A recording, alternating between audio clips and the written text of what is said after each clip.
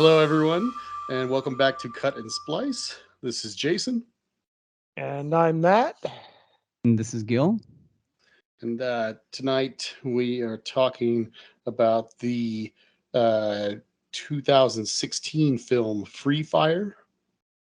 It's a movie directed by a guy named Ben Wheatley, and I think it's a pretty interesting film. And I was the one who suggested this movie, and I'm extremely curious to hear what the other guys thought about it. One thing that happened to me is, as I was watching it, is I had one of those moments of, wait, is that the movie that was such and such and such? And then I was like, yeah, this is what this is. I don't know. Meaning that you were slightly aware of its existence. Yeah, because when it came out, there was this talk about a movie where everything happens like in a warehouse. Yeah. It was like the shtick of the movie, and it got so reviewed, so I didn't end up like seeing it. Most of the time, I don't see these movies. I just can't get around to it. But I thought, that's interesting. I wonder how well or not so well they did it, because those are very tough to pull off. Yeah, I can think of a few that definitely didn't work out so well. Yeah, so it's like having this moment like 20 minutes into the movie. They're just gonna stay here the entire movie. Huh. Yeah. Yeah. So you kind of like strap in. I don't know, Matt, were you aware of it when you were? I had seen trailers. I don't remember precisely why I didn't go see it in theaters. I I don't know. It just kind of flew under the radar for me. I don't know why I just broke on that word right there, but I don't know. It just didn't get me off my ass at the time. Maybe it was because of the Trump election. I don't know. Maybe. Blame it on Trump. I don't know. Maybe there was just too much shit going on in my life at the time, but it was yeah. I did finally just watch it last this last week. So yeah, this is going to be a first impressions thing for me. I saw that I guess the director, he directed Meg 2, which is in theaters. I actually just saw that tonight when I didn't see the movie tonight. When I glanced at his IMDb page, I was like, "Oh, wow, that's a reason that I might actually seek that out and see that." Yeah, and also he did another movie that you mentioned, Jason, to possibly do in the future, Kill List or something. I don't know if I recommended that or not, but that did jump out at me. I've heard of that movie before, but I've never seen it. Oh, you've never seen it, so never mind. I probably You might be conflating it with something else, but yeah, but no, there's Killer Elite. Maybe I'm confusing it. Yeah, perhaps it might be that one. But no, I was listening to some of the stuff this guy was saying, the director, and he was I think that's a movie that he did that gained some acclaim or something like that in particular. It made me kind of want to possibly seek it out. Yeah. Cool. I have never seen any of his other films, so I don't know how this compares to any of them. And what was what is it about this movie specifically that you thought would worth discussing? Like, well, a few things. For one thing, we were talking about maybe, I don't know, 6 months ago or something like that. Well, I would say all the time whenever we're talking about this podcast and trying to figure out what to watch, batting ideas around, we're always talking about trying to do some stuff that's different. And I don't know. I'm not sure exactly what's specifically made this come to mind, but I know that years ago when this movie came out, I remember. I don't remember if I saw it with my friend Steven or if I just saw it at the exact same, like the opening week when it came out, and he also saw it or something like that. But I just know that we discussed the film in depth when it came out, and we both liked it a lot, particularly because of the fact that it's funny that Matt mentioned politics because it was 2016.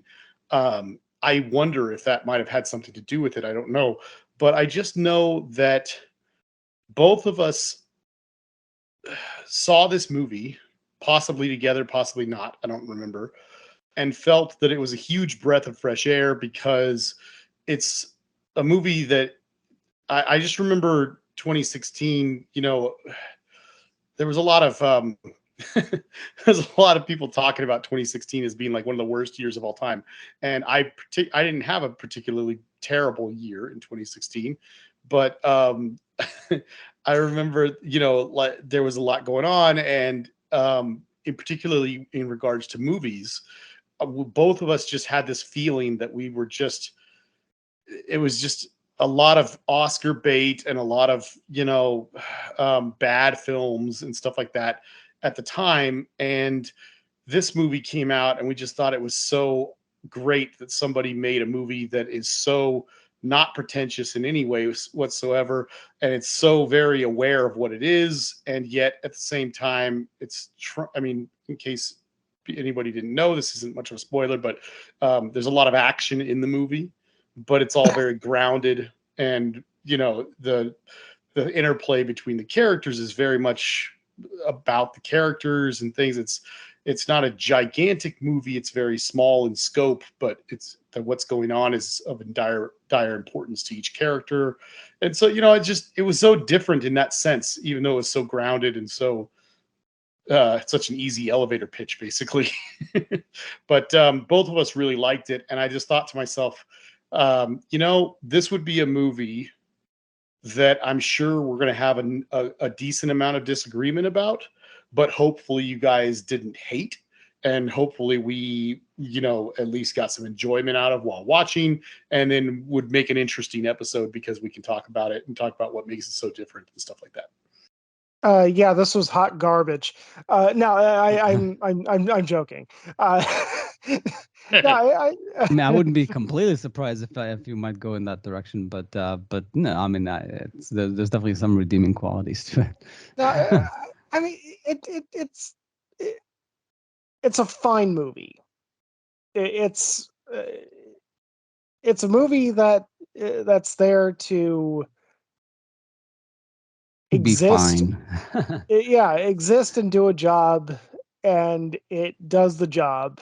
And I mean, it's a little odd. I think when I originally started watching it, or when I originally went through Amazon, it was labeling it as a bit of like an action comedy or something like that, and I think that it's kind of too violent and too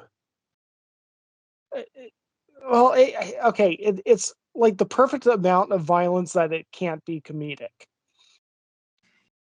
Like it has comedic elements, right, but I mean that when it actually elevates to the point of trying to list it as a bit of a comedy, I mean the violence either has to be like Cabin in the Woods third act, like this is just ridiculous kind of violence, or it has to be less violent than this movie. I mean, because I mean, the violence of this movie is actually pretty freaking real.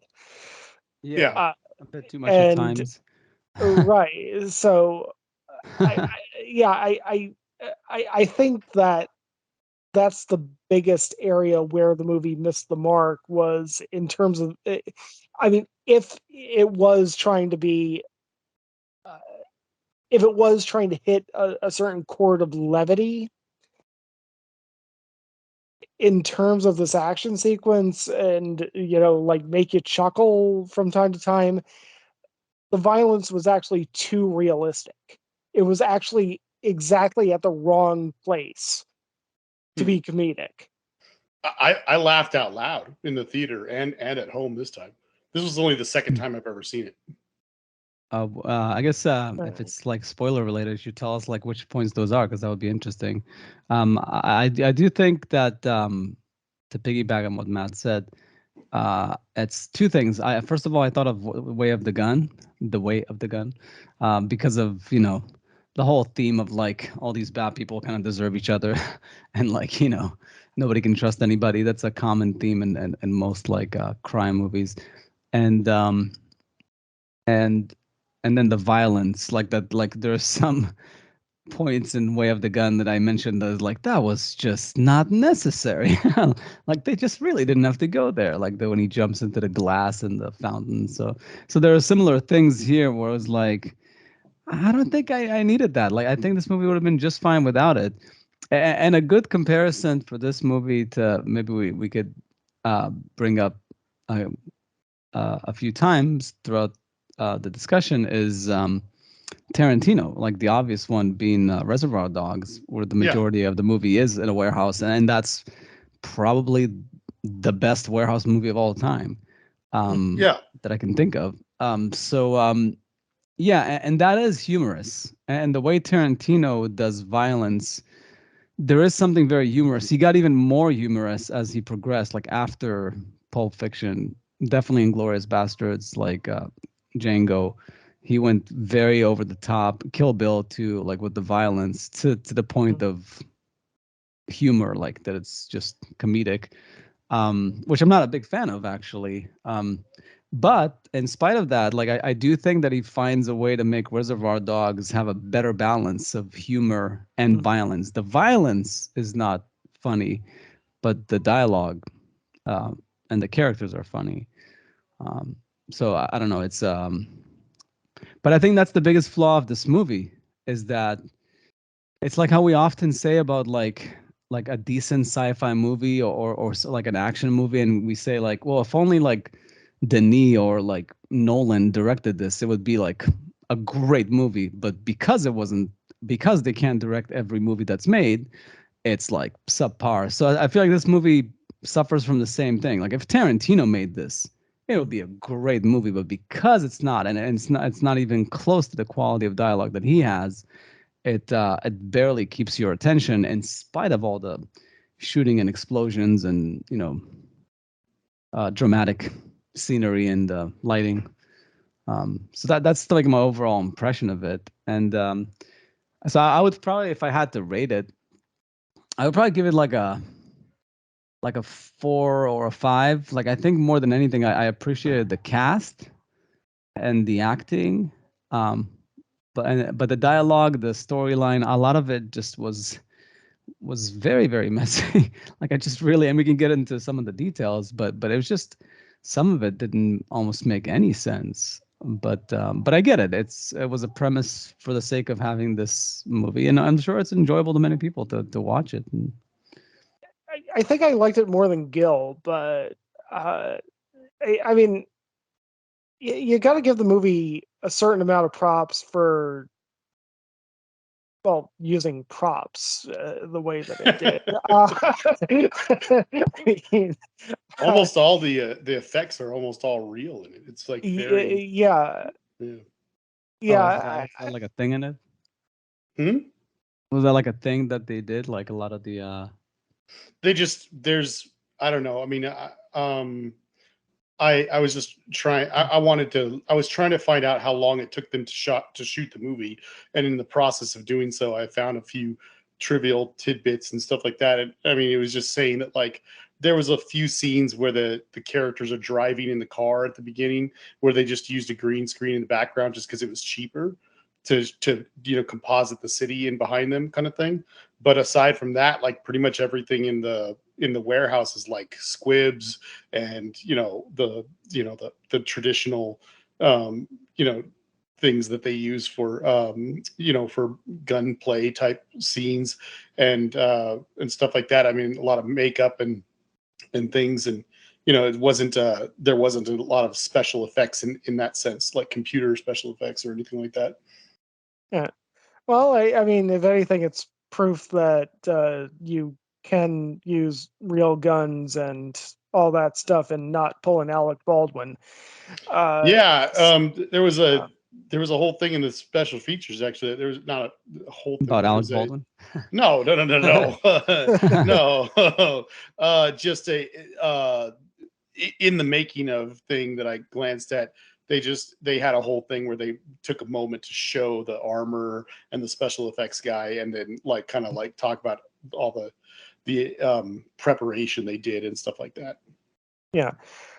Um, I mean, that's admirable, and I mean, I think a lot of the choreography was pretty strong. I mean, eventually the movie turns into just one big shootout, with a few breaks in between and everything for some dialogue. But I think they did a pretty good job of establishing the geography of the warehouse and showing where everybody is at any given time, and uh, having the sequence play out the way that it plays out, and characters generally acting the way that their their personalities would Dictate. right. So I mean, it's strong there. I also appreciate that Sam Riley had a pretty big role in this. I mean, the only other movie that I really know him from is Control, and he was really good in that movie, and he uh, you know played an entirely, well, maybe not entirely, Pretty actually, damn different. yeah, and pretty entirely different character in this movie, because in Control he was playing like the one major rock artist who died at the age of 22 who wasn't on drugs. Uh, but, yeah, I don't know. To me, I think this like lands at like a 6.5 or a 7. Uh, it's just one of those movies where, like, I love Cillian Murphy. I love the fact that this was Brie Larson before she went insane. I uh I mean, Noah Taylor is one of those actors who always seems to fall under the radar. Uh and he seems to fall under the radar for the same reason that Gary Oldman fell under the radar for like 30 years, because he's just so good that you barely even remember who he is or what he's doing. Um, I just think that it's one of those movies that it would be an odd situation where a conversation would come up and I would say like, "Hey, we should watch this movie." Yeah, like this is a really good movie that I think that we should delve into, which is really entertaining and is kind of an exemplar of whatever we're talking about. It's just one of those middle of the ground movies that I don't regret spending 90 minutes watching it, but I don't see myself spending another 90 minutes watching it again. It's interesting you say that because when I saw this movie, I kind of touched on this already, but when I saw it in theaters, I loved it.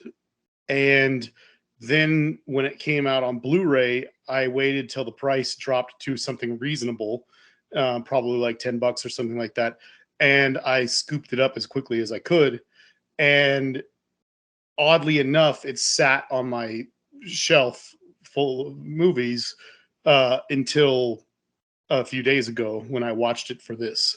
Um, there have been at least a couple of times where I've suggested it to some people who had never seen it before, in the hopes of watching it and getting to vicariously feed off of their first viewing experience, which is something I do often with movies. But in the, let's just call it, let's say I got it sometime in 2017 or something like that.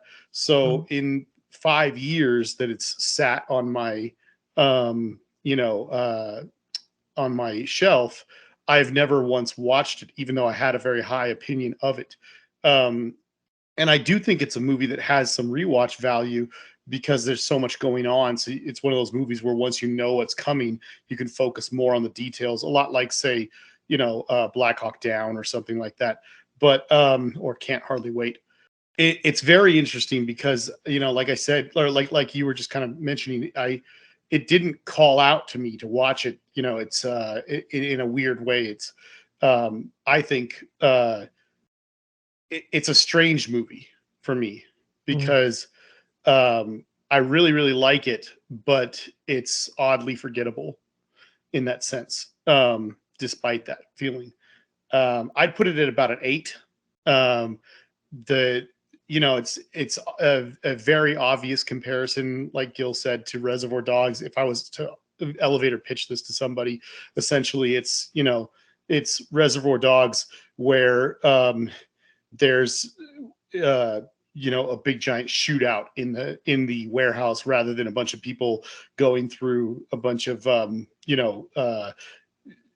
mystery of what the heck just happened in on and so forth. So it's a lot more violent in that sense, and action packed and such. But it's I don't believe that, and we can go into this in more detail, of course, but I don't believe that this movie was ever trying to be Reservoir Dogs. It's definitely not as good as Reservoir Dogs. Um, and it's funny. I don't know. All I would say about it up front is simply that I think that the director did a really good job directing the movie. I think to kind of piggyback on what Gil kind of touched on earlier, it's like I don't think that this movie would have been better directed by Tarantino. I just think that and I think the writing's just fine. It's not like, doesn't blow me away or anything like that. It's very serviceable for what the movie's trying to do. I just think that this is a movie that is accomplished what it was trying to do very well, but what it was trying to do, it was not super ambitious. You don't walk out of this movie with a feeling of some incredible catharsis that you do with with movies like Christopher Nolan's films and Tarantino's movies and stuff like that. But I don't think it was ever trying to reach that level anyway. Yeah. It's interesting. The the critics like were fairly kind with it. Like it got like 6.3 Metascore, and and actually it's got 6.3 from the audience, like IMDb rating. So it's I would actually expect it to be lower. So I guess there is something to it.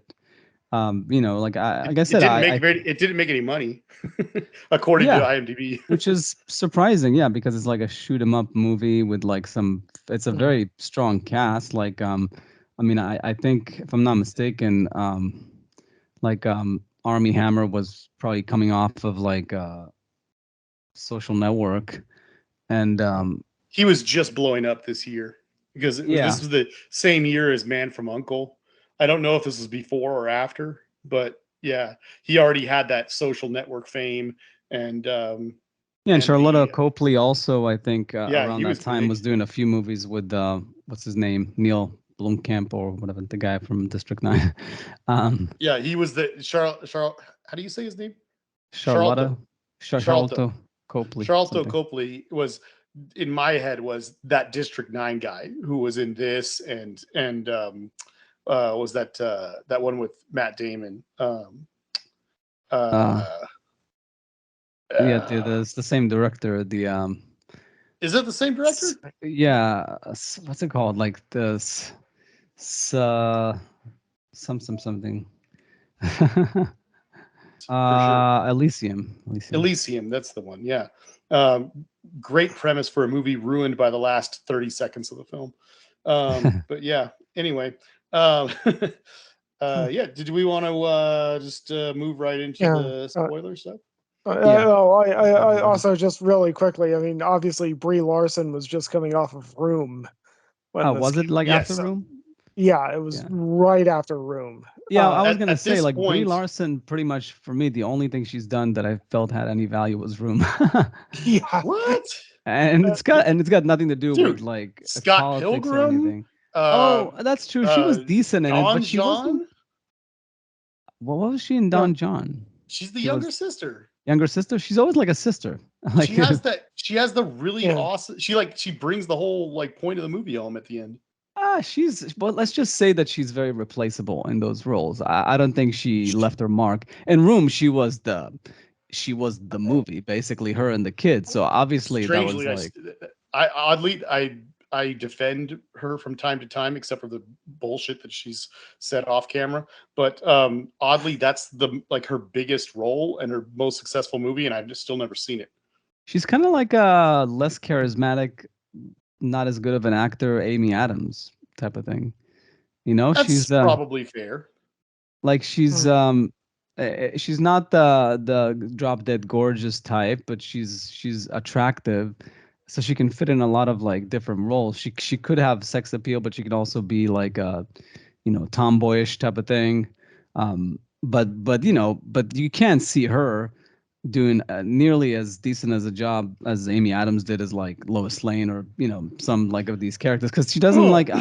I mean, and I haven't seen the Captain Marvel thing. I don't think I've seen any of those movies, so I don't know if she did better there. I love Amy Adams, but Amy Adams, by no fault of her own, is a terrible Lois Lane. She wasn't great, exactly, but it would have been even worse, is what I'm saying, with Brie Larson. Well, yeah, that would have just been also bad casting. Yeah. Yeah. No, I definitely think that what happened with like Amy Adams is they kind of felt like, well, she's a tough cookie, so it's just gonna like work out. I think Zack Snyder, much like George Lucas, is like kind of like thinks like, if just cast the right people, but don't actually give them good stuff to like build the character, it'll still work. It's on the page, but no, it's not, dude. You gotta direct. I think there's a lot of evidence that Zack Snyder was intentionally trying to be controversial with those movies. Yeah, I can definitely see that. He's kind of like a fuck you guy type of thing. Like he was just trying to like. The opening scene of Batman v Superman is him taking Jimmy Olsen, the character that like everybody is reading comics as kids associated themselves with and like saw that through the eyes of and idolized Superman and everything, and they put a gun to his head and shot him in the face in the opening scene, and just like, this is not your old Superman, come on. He was, it was like a middle finger to the fans. I mean, the only thing with those movies that really could not be denied, and maybe Zack Snyder made a mistake by casting him, is how good of a Superman, what's his face was? Henry Cavill was, like, because he was a perfect Superman, and if he had in spite of the terrible script and horrible and I know we've had this discussion, and I like Man of Steel more than you, but I definitely think he deserved a better Superman movie, and he could have easily like made one with the right script. He's so good in everything that he's in. I don't know if I've seen a role with him that was like bad. Yeah. But anywho, so you're gonna say something, Matt? Just imagine having $300 million to just give a middle finger to your audience. I think he just makes his own movies and he hopes that people like it, and he tries too hard to not be like he's like a mini me to Kathleen Kennedy.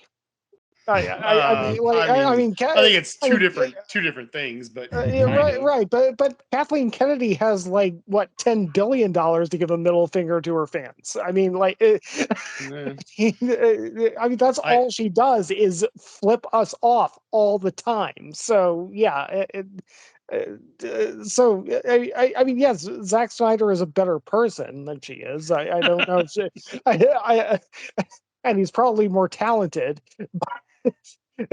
But Kathleen Kennedy is definitely the better capitalist. But anyway, yeah, that was a rant that I was not expecting to go on, but I feel the same way. I was like, how did I get talking about Superman? This is horrible. right. Not what I wanted to be doing right now. It happens. It's all good. Gosh, I'm just looking at his thing right now. Did Charlton District 9 basically made him an actor. Yeah. He was uncredited in a short film and uncredited in another short film, and then he did that.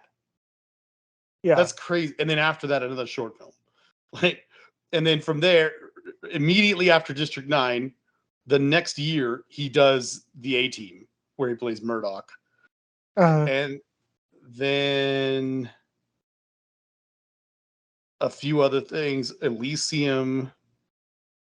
Oh, then a terrible video game that we don't need to talk about. Then I think the American version of Old Boy. Pretty sure 2013. That's probably the American version. And then he's in that stupid Maleficent movie. The short films were with the same guy, like with Oh yeah. I assumed it was much. The short that District 9 was based on Alive in Joburg. And right. Yellow is also him. Yeah. I don't know. Maybe they were like friends in the neighborhood. Probably, or at 'cause school or something. Neil Blomkamp, if I'm not mistaken, was a special effects guy, and then he kind of used his talents to make these fancy short films that had special effects in them. And then he kind of sold himself off and say, like, listen, I know special effects, so I can make like a science fiction movie for really, really cheap. And that's how he got to make District 9. Which was really good. Yeah, like it's crazy how well. I think it's like a $5 million movie or something. It's like ridiculous. No way. That's got to be on the top 20 list of like most successful movies then. Yeah, I'm trying. No, actually, let me see. Offered him 30 million to do whatever he did. Blah blah blah. No, I'm trying to find the budget, but yeah, I remember.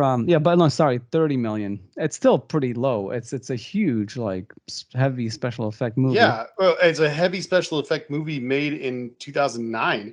I mean, like a sci-fi movie at that time would have like an $80 million budget, or maybe even 100. Yeah.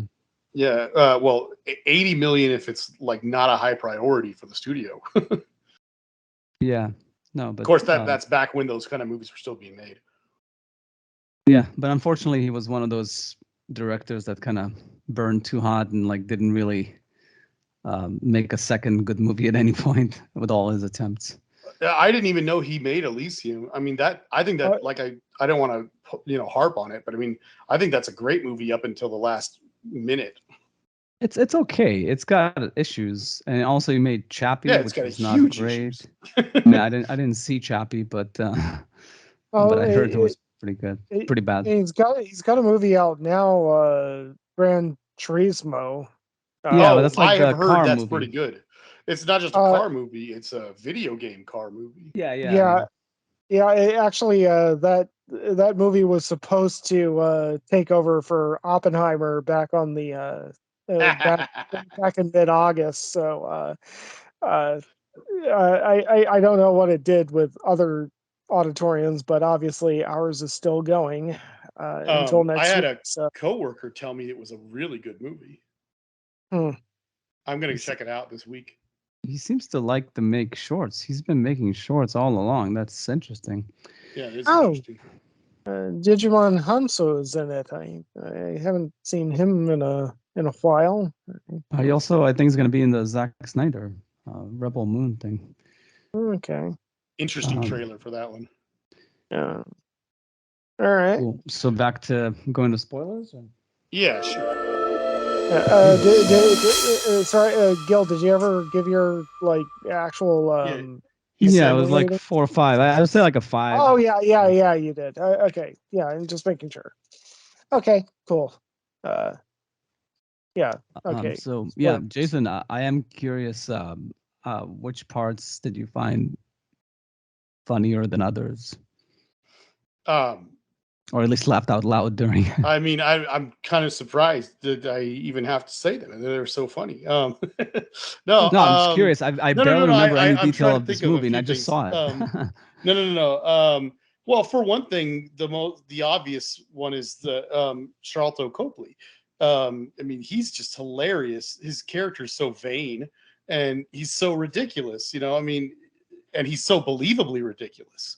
He thinks he's so much smarter than he is. He thinks he's so much more respected than he is.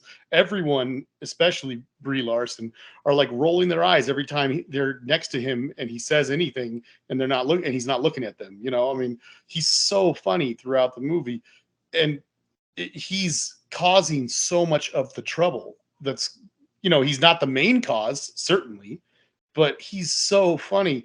I mean, 2/3 of the way through the movie, he's been shot at least once, maybe twice. And it's probably worth mentioning that every single character in this movie gets shot, like, or killed. I mean, there isn't anybody who comes out unscathed. And but this guy, he's been shot at least once. Everybody at this point is crawling, and either out of necessity or out of trying to avoid getting shot. And he takes about probably 2 to 3 minutes to get a bunch of tape and tape a bunch of cardboard to his arms and legs and knees and so because he's planning to crawl out of the place. And at one point, when the what's that awesome guy's Jack Rayner, when he makes fun of him for it, he has some stupid line about how when he had special forces training at one point, that they taught that because he in his own twisted mind, he thinks that he stands more of a chance of dying from infection by getting his arms cut or something like that as he's crawling through this crappy warehouse than he does of getting shot, or something like that. It's the kind of thing that a complete idiot who thinks so highly of themselves would say. It's so funny. And, I mean, aside from him, I mean, like, I was listening to the first 5 minutes or so of the audio commentary, hoping that they would talk about how long it took them to film the thing. And it's kind of funny, Gil, you mentioned how you felt that the violence was a little too violent or something like that, whatever you were saying. The director was saying that the first draft of the script was actually much darker, and then he gave it to his wife to punch it up, and she added all the comedy into it. And it's like some of the best lines in the movie are hilarious. You got, like, we as the audience get to see that the Steve-O guy he's driving in the van with the other guy, and his face is all beat up. He's the night before, or he had gotten really beat up by somebody, and he's not a super smart guy, and the other guy isn't either, his friend. And Armie Hammer meets them for the first time, and he's talking with the bosses. He's talking with Cillian Murphy and his buddy Frank. And you can tell that the three of them are pretty serious people, and they're here for a gun deal. And he looks back at the other two, and in the previous scene where Armie Hammer wasn't there, we as the audience get to see that he's requesting some makeup so that he can cover up his eye, so that he's not distracting and doesn't become an issue, kind of thing. That's a stupid thing for that character to do, but at least it's understandable because we are watching that scene play out. And they dab a bunch of this crap on his face, and then Army Hammer just gets to watch as this guy with a bunch of makeup on his face and is picking at it, and the other guy's poking the bruise on his face. And that's his introduction to those two characters. And he looks over at Cillian Murphy and he just says, okay. And he says, let's get this thing started. And he glances over at them and he says, the fag and the moron were a really interesting choice for your backup muscle, but okay. You know, I mean, hey, when you've seen the scene that precedes it, it actually kind of makes a certain amount of sense. But from his point of view, that's a hilarious take on what he just saw. You know, but anyway, I also think personally, I mean, even though I like Steve-O's character, I think he's the biggest idiot of the entire group. He's the one that causes all the death and gunplay and destruction and chaos. I mean, we later learned that some chaos would have erupted anyway, but the whole deal falls apart because he's a moron and he feels entitled to sex from a woman who he beat the night before and then got beat as a result of. And this whole, drama played out, and all he had to do was be apologetic and it probably would have all gone away, but he's a freaking moron. So for, 60 minutes of the movie, the last 60 minutes, that's all big giant gunfight, he, despite all of his idiocy, is staying alive. All these people are getting shot over and over and over, and he is staying alive like a cockroach the whole time. And personally, I feel horrible for Jack Rayner's character because his cousin is the one who that guy abused, and they're trying to kill each other this whole movie and they can't do it. At the end of the movie, when that van, again, we're in the spoiler section, rolls over his head, I mean, it's like one of the most satisfying moments ever. It's not only is it, satisfying in a grotesque sort of way, it's hilarious that that's how he met his end. Like, this guy would not die, and it was just so satisfyingly awesome. I can't help but laugh at that scene. Yeah, I don't know. For me personally, that's one of the things that troubled me the most is the way the deal falls apart. It just doesn't work for me at all. But I just went along with it after that. It's like, so over this, like, that's the reason why the deal's not gonna go right. Like, it's not because the gun were the wrong ones or like other things or like pride or something that's would actually make a lot more sense than like, oh, yesterday just this guy just happened to like mess with my sister. Like, it's such a convoluted coincidence that of all the women that he could have been involved with the night before, it was like his sister. But I don't know. I guess maybe they go around the same circles, the same clubs. So maybe that's somewhat believable. They don't portray that particular aspect as a common thing. I mean, like, everybody else is surprised, including those two characters. I mean, that's the only thing in the movie that's a shock, is the fact that this gun deal is about to go down, and two of the lowest minions on either side of the deal happen to have gotten in a fight the night before. Yeah, no, the whole thing is very strange. What was the thing towards the end? I remember who I think Cillian Murphy said to Brie Larson something about like the whole thing was kind of like a setup or something, like they hired the shooters or something. What was there was some sort of like not resolution, but like revelation that I kind of didn't totally get. So you've got two basic sides. You've got the Irish people, you've got Cillian Murphy and his whole crew, and you've got the people selling the guns, which is, of course, the guy Frank and the black guy Martin. Right now, or I'm sorry, not Frank. Frank is Vernon. Thank you, Vernon. Charlton Copley's character. So you've got those. Each side has two guys basically that are the head honchos for their side. Then you've got the two people who set up the deal. You've got Brie Larson and Armie Hammer, who are more or less siding with their groups, more or less. But they're kind of, they make a very good point at the beginning of the movie to state that they're more or less in it for themselves. They're just kind of trying to survive. But you've basically got two sides to the conflict the entire time.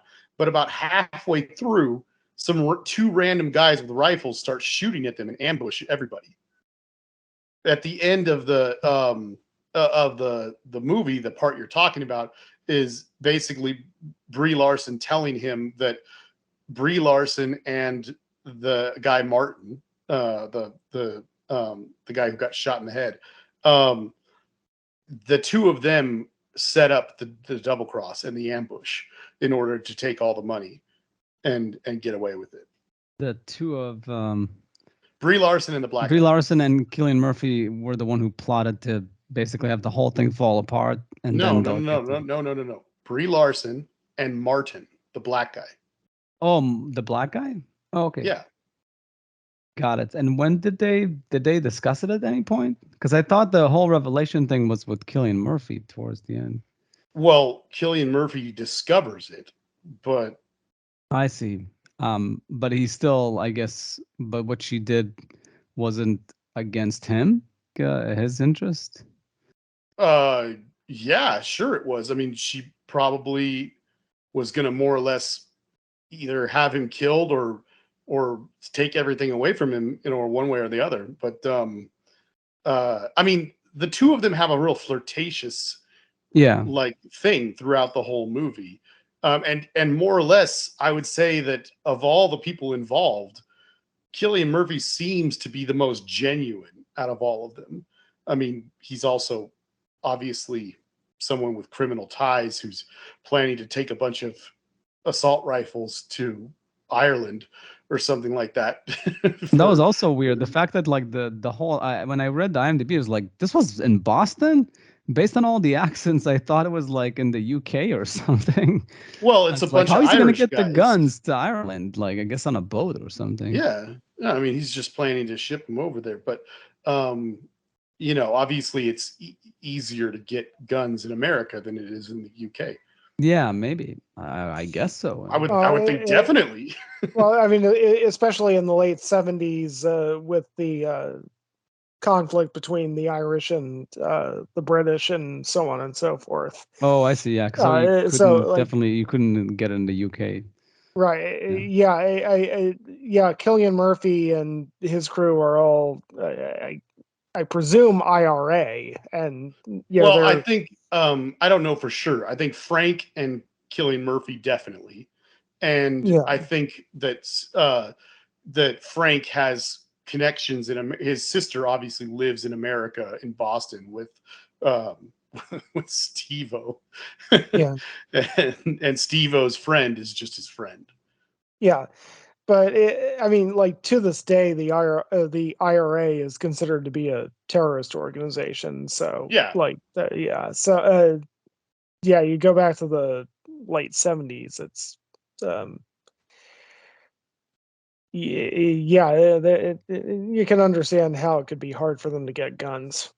Yeah, I mean, so the idea is that they're having the deal there to buy a bunch of guns, and he's going to take them back to Ireland, and then the Americans that are Martin's American, obviously Charlotte Copley's South African, but still they're living there in America. They they're selling the guns, but the idea is that Martin is as frustrated as you'd imagine anybody would be to be partners with such a ridiculous guy that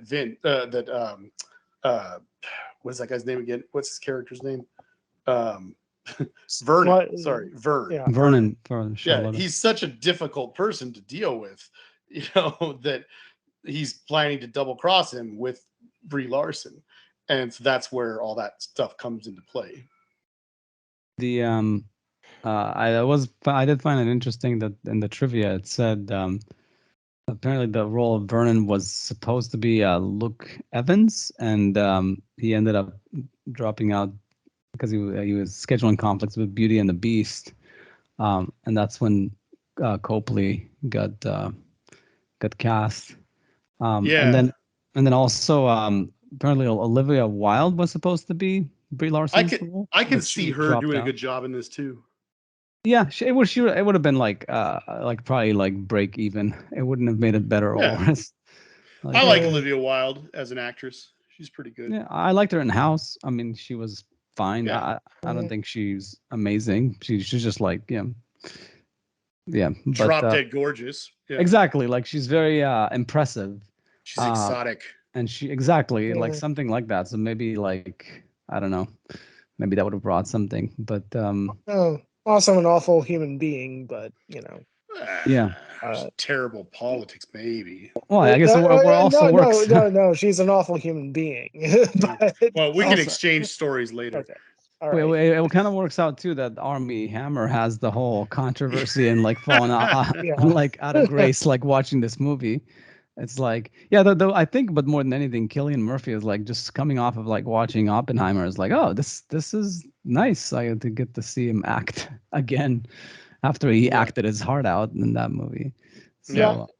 No, I mean, Cillian Murphy, I think has been one of the most underrated actors in the world for about 20 years now.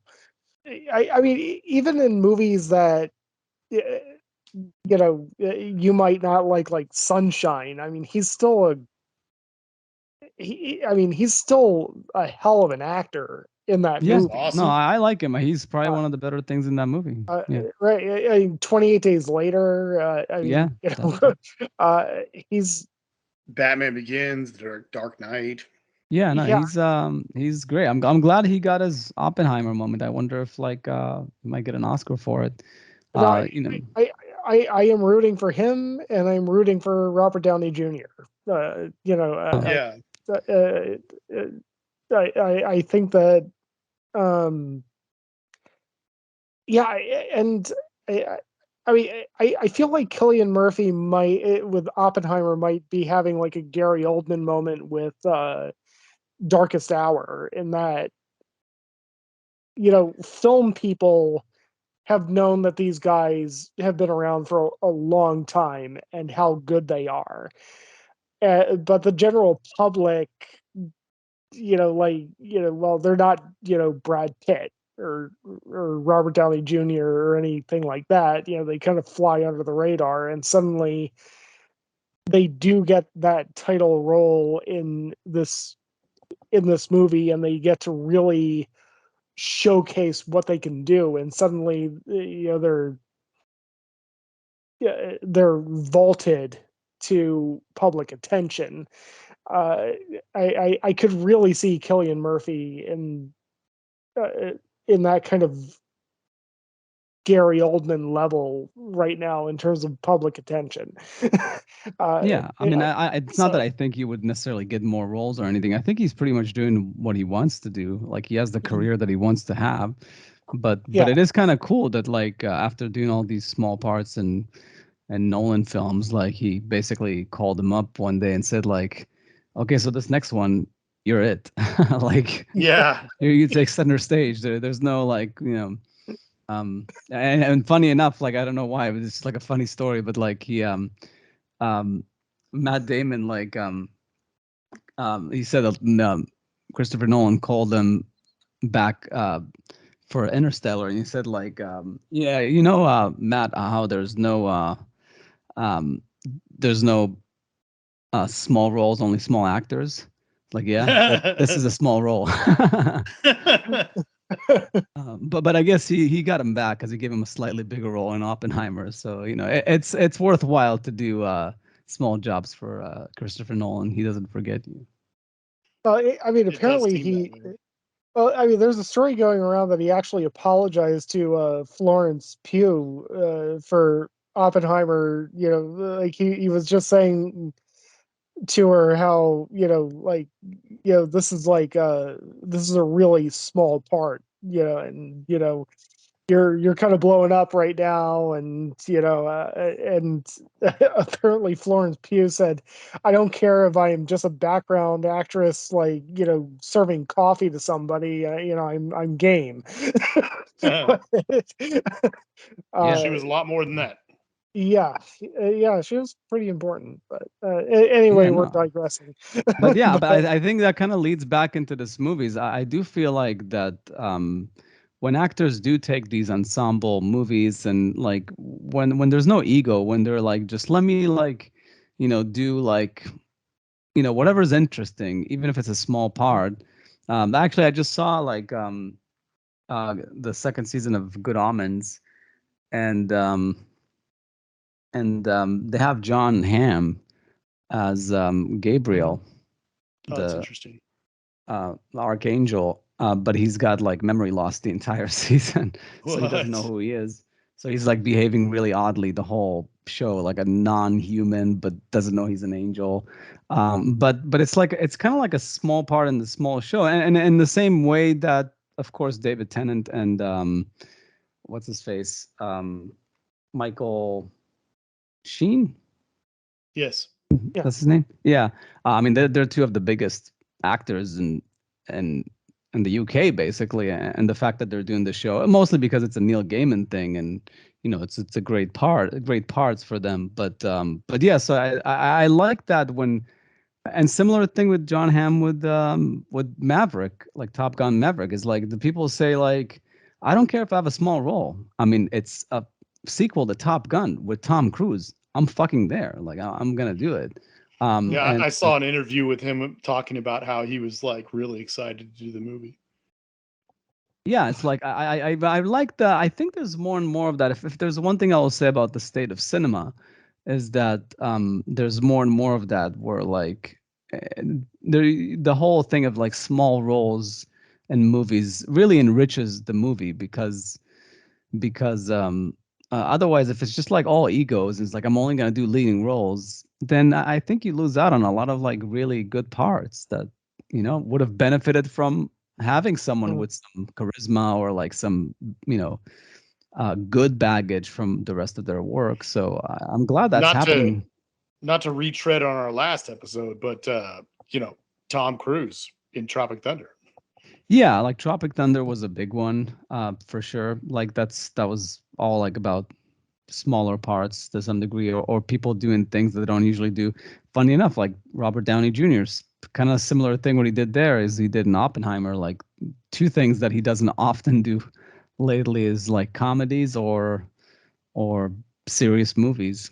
So Yeah. yeah. No, I think it's the strength of this movie. Also, the guy Harry, like Jack Raynor. Yeah. Speaking of Florence Pugh or whatever the last name, he was. I was like, his face looks familiar, but he had the long hair, and I couldn't It was recognize in him. Then Sing Street. he was in Sing Street. That's one thing. Who was he there? Because He was the that's older one. brother. Yeah, but even more so, I remember it from Midsommar, Oh, yeah, I didn't see that one. the horror movie, with Florence Pugh and Ari Aster. Yeah, like that's he played her boyfriend basically. It was like essentially like a co-lead in that movie. Um, it's a good movie, but yeah, but that's my main takeaway is that like yes, like if you do good on casting, which they did here, even with so dialogue and so direction, it held up. Like it didn't get too boring. It didn't get too like monotonous. Like the whole one location thing. It was no 12 Angry Men, of course. But as far as like Right. that's the main thing I would say is like, and if you have one location kind of movie, and obviously another example with Tarantino is Hateful Eight, Yeah. which apparently was one of the inspirations for this movie too, because it came the year before.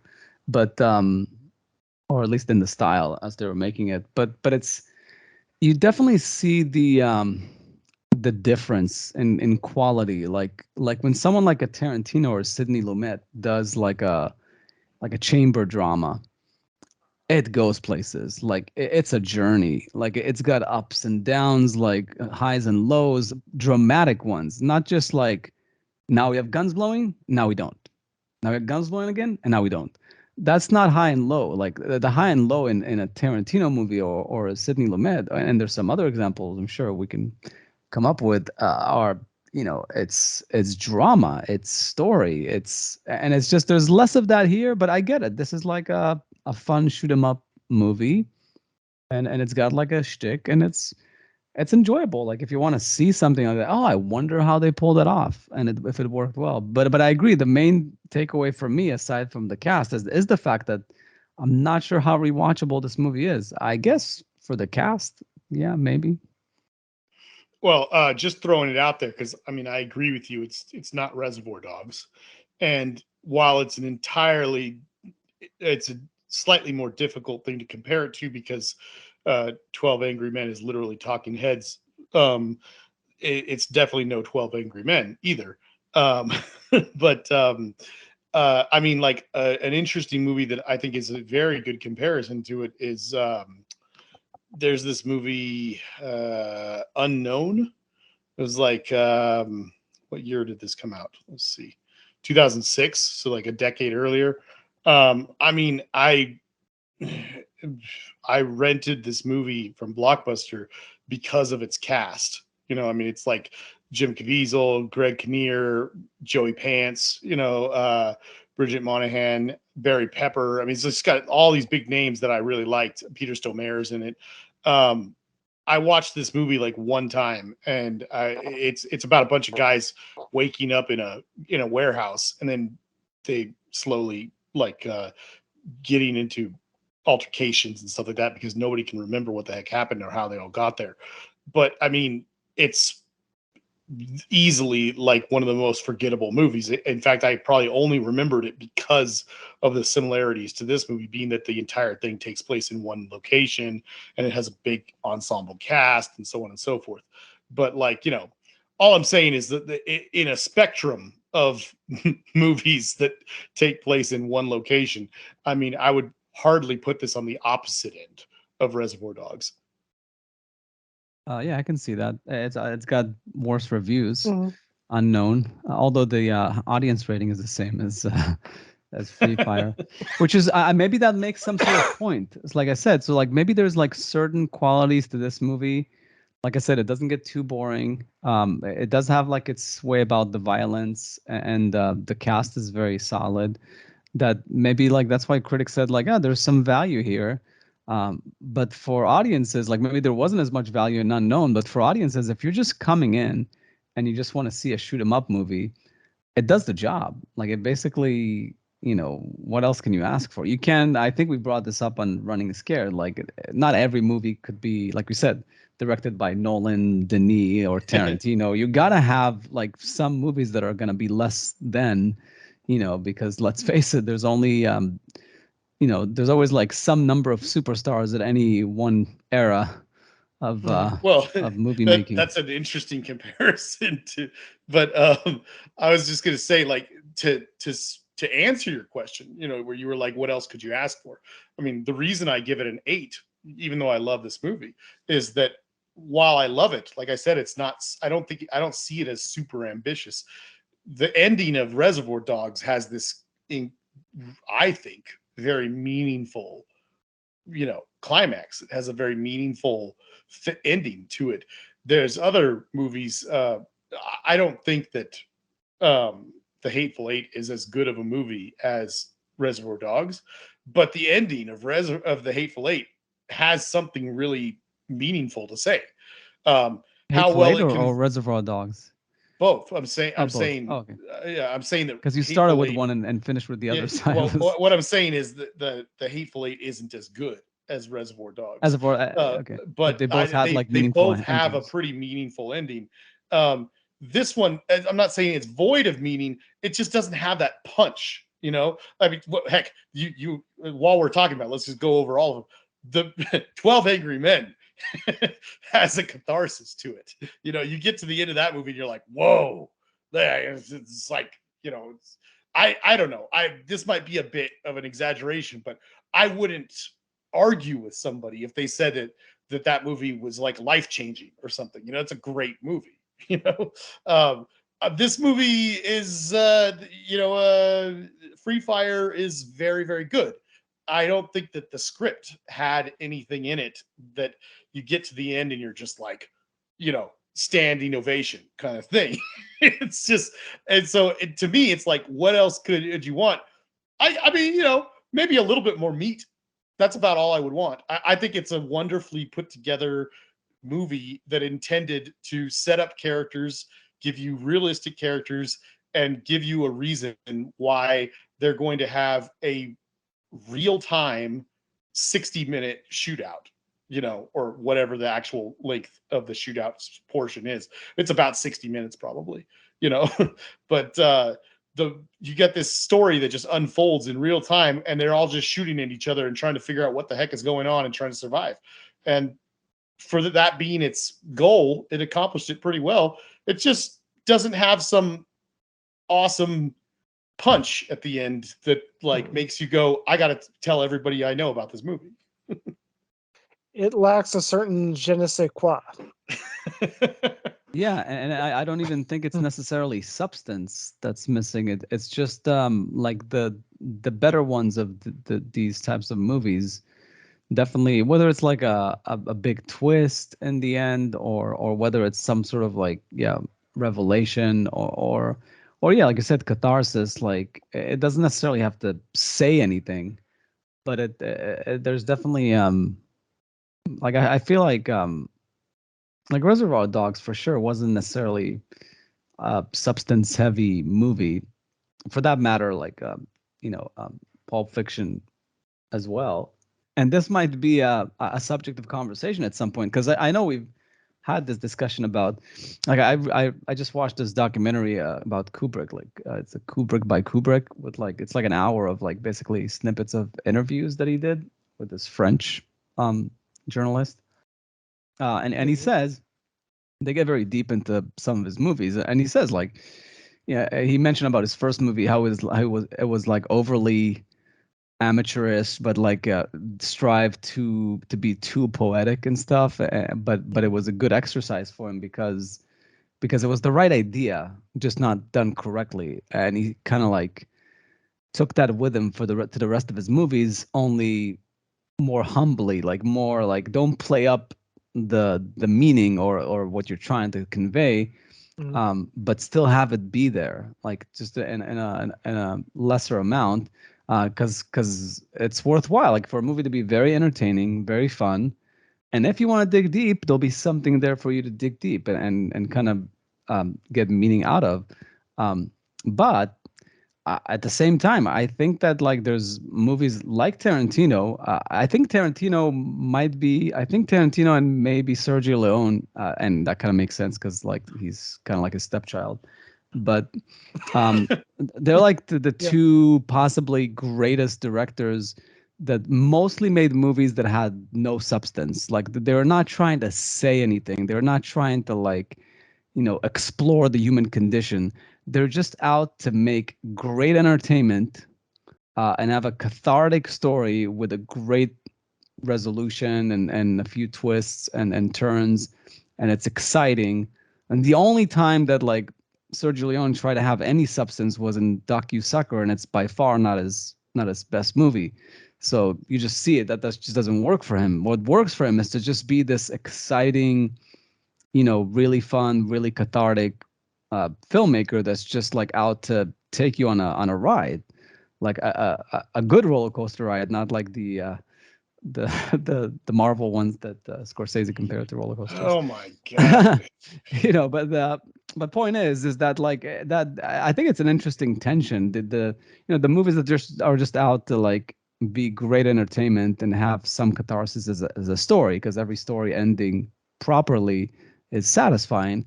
And then there's movies that just dig very deep, like 12 Angry Men and like other ones. So I think there's I think we've mentioned it before. There's a room for both, and if they're done properly. And this is definitely in the category of the just fun entertainment. But yeah, maybe it was just lacking something like a slightly bigger punch. I don't know what was supposed to be the punch there, really, but I guess it was the whole revelation that she set him up or something. No, I don't know. For me, when I try to dig into this movie, I think there's something very fascinating about the way that Cillian Murphy and Armie Hammer play off of each other, because they're on opposite ends of this conflict. But Armie Hammer doesn't take anything personally because he's a professional. Him and Brie Larson are the most professional people there. You can really see it in the way that they are trying to manage the situation and prevent it from getting out of hand. Because that's kind of their part in this whole thing. In one of the earlier scenes when Brie Larson is talking to Cillian Murphy in the car, he's describing his relationship. It's kind of the early character development stuff. He's saying that his business partnership with Frank is that Frank is there to do the business, or his job is to make the deal, and Cillian Murphy's job is to make sure that Frank doesn't get in his own way, doesn't ruin it himself, kind of thing, because Frank's a bit of a hothead, you know. And then you can clearly see that on the opposite side of it, that Vern is just a train wreck of a person to deal with. But what I'm getting at here is that throughout the movie, throughout the conflict, I mean, you know, you've got the two personalities that have to come to a conflict, which is Frank and Vern. And the two of them go so far out of their way to try and get to that stupid phone that's up in that office. And they kill each other basically in the process of doing so. And it's some of the more violent stuff in the movie, actually, what they do to each other up in that office. By the end of it, every single person is dead. I mean, the last 4 people alive that you know of that are alive is Cillian Murphy, Armie Hammer, and then the 2 guys that started the whole thing, the 2, you know, muscle guys, you know, Jack Rayner and the Steve-O character, you know, and they're the 2 that have the biggest beef with each other because Steve-O put that guy's sister in the hospital, you know, or cousin or sister, whoever the hell it was. You know, like, so their conflict with each other gets extremely violent, as I stated before, with the van and everything. They both end up basically dead. And then it's left is Armie Hammer and Cillian Murphy.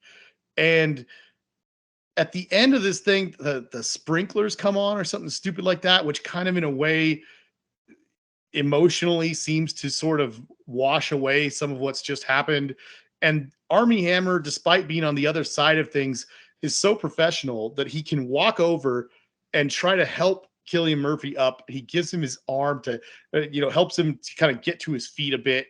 And even though Cillian Murphy's kind of, you know, kind of resisting a bit, he's like, come on, just like stop. Like, let's go get a drink. Let's just put all this behind us, kind of thing. And there's something about how the 2 of them, it seems like it's going to have this kind of nice, happy ending because they can be, they're the 2 most level-headed people there, probably.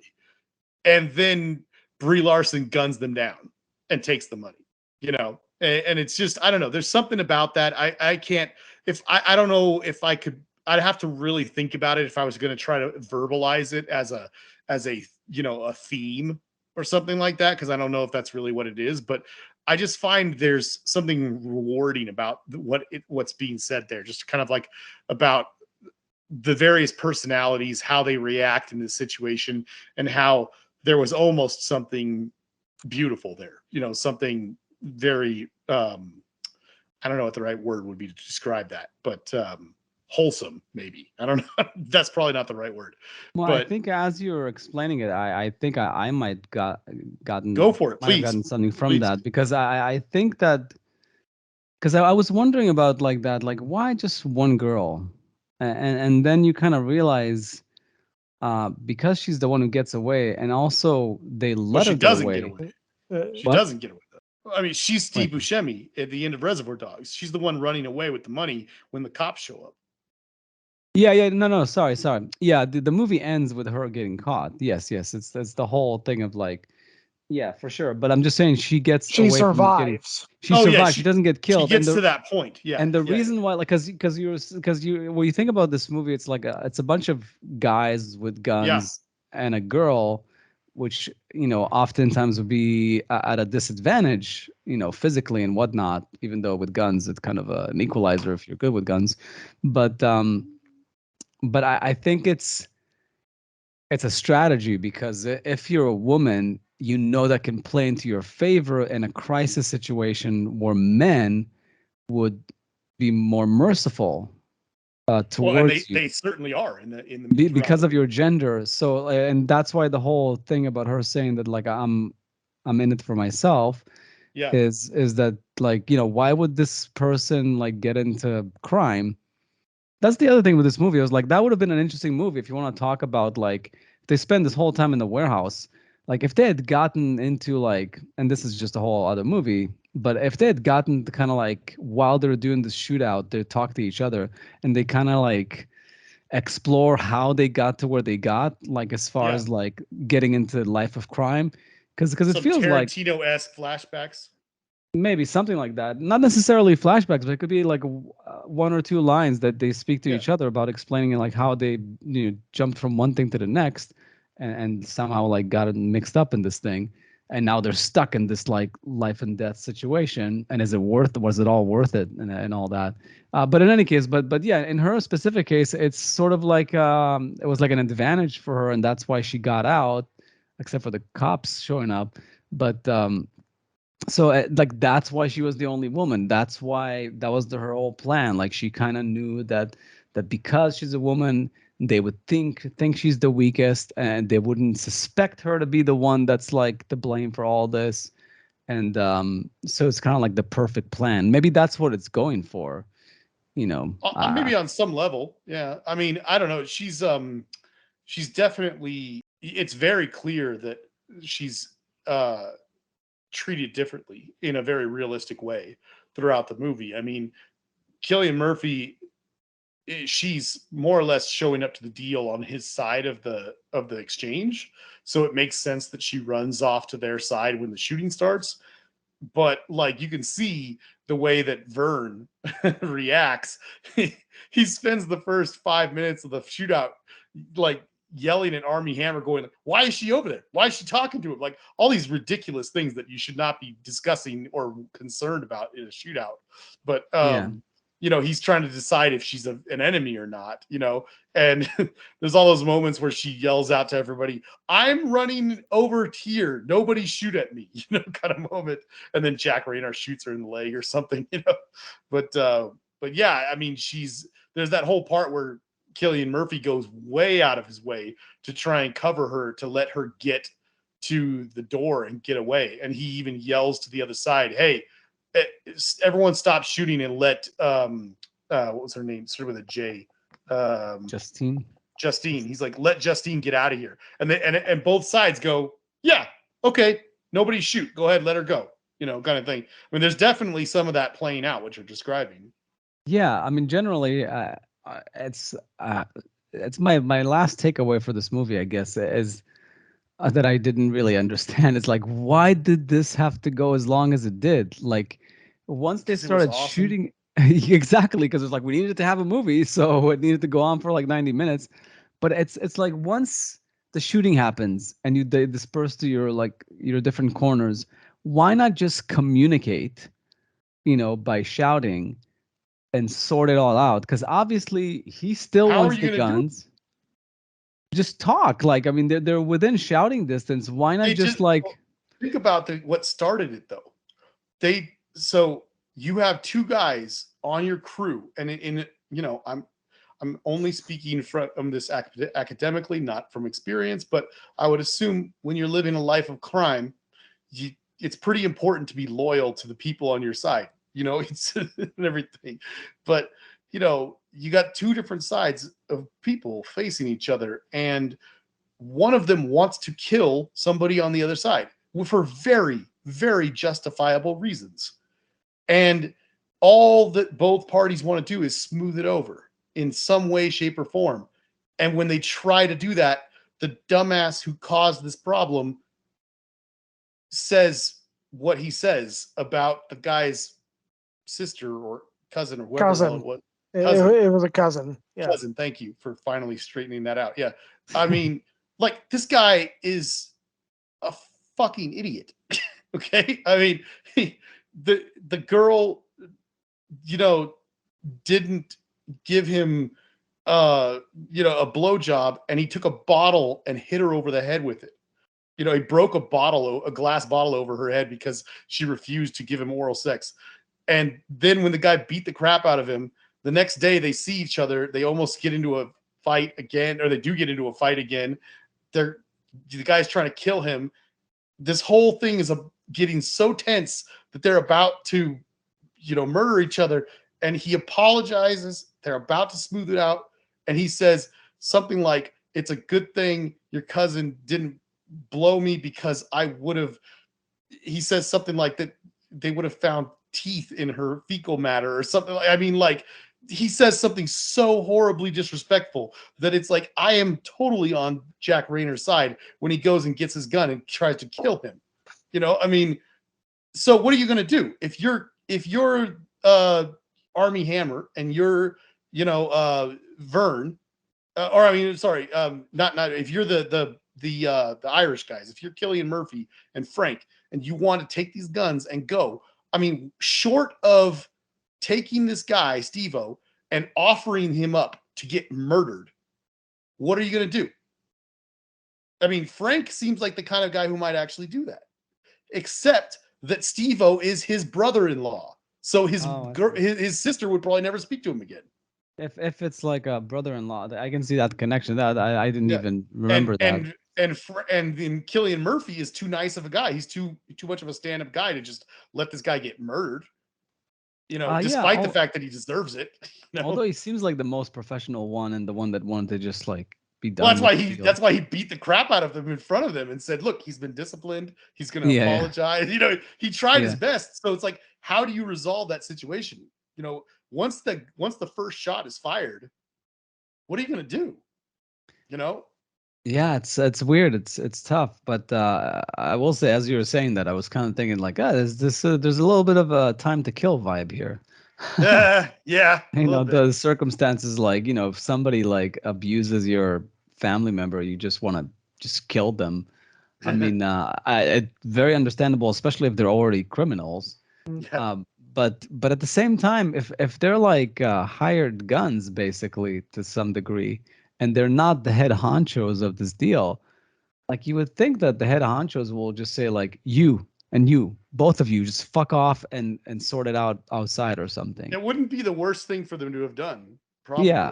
Yeah. But once I guess the shooting started. But I'm just saying, a lot of these things are just like very thin threads where like you kind of have to like, fine, okay, I guess that's a reason to have a 60-minute shootout over like an argument between the two henchmen.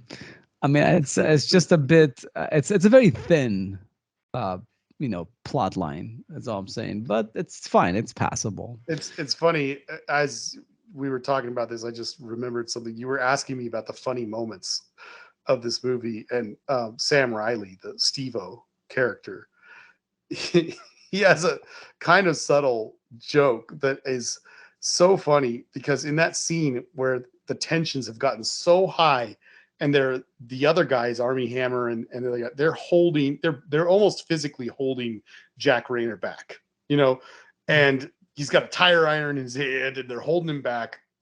And Frank grabs Steve-O and pushes him up against the van. You remember? They take him away a little bit, and he presses him against the van with his forearm on his throat, and he's just like saying all these disrespectful things to him, and he's just like, "You're ruining this deal, and I'm gonna kill you," and all this stuff like that. And like, this guy Steve-O is so stupid. In this moment, he's saying all the worst things you could possibly say, because he's not being apologetic at all. He's denying everything, whatever. And Cillian Murphy comes up to him and he's like, "What the hell happened?" And he's like, this guy is saying all these things about you. While Frank has him holding him up against the fan in a violent manner, he says to Cillian Murphy, "It's all lies. It's all lies. I swear on my wife's life," which is Frank's sister. It's the worst thing you could possibly say. I see. I think the most amusing thing that I heard in the whole movie was in the first scene in the truck when he told them like that he's got like a headache or something. Yeah. And he said, like, "Do you have something for a headache?" And says, like, "I have crack." Yeah. I think he said, "I have smack" or something. Smack or something. I don't know what it was, but it says like, boy, that would be like taking a sledgehammer to to try and uh, hit a nail or something. Like it's just like Yeah. such an overkill to take like heavy drugs just for a headache.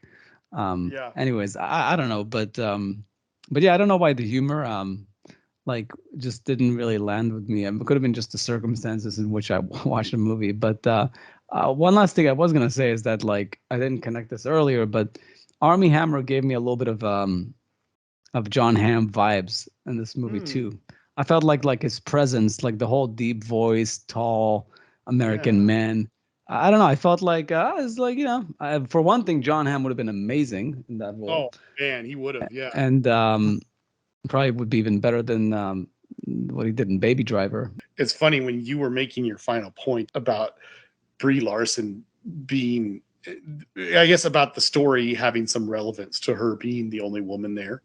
It just reminded me that as I was looking for that information and I was watching the little behind the scenes thing, there was a really funny moment where they were, they, the behind the scenes stuff was, interviewing her and talking to her about stuff. And she was just saying how, she said, in general, I'm used to doing movies where there's a lot more men than women or something like that. I'm not sure exactly how she wrote it. She said it, I mean, but she said, this is a movie where it's like a lot of testosterone. It's like a lot of guys here on set. And I'm like the only woman.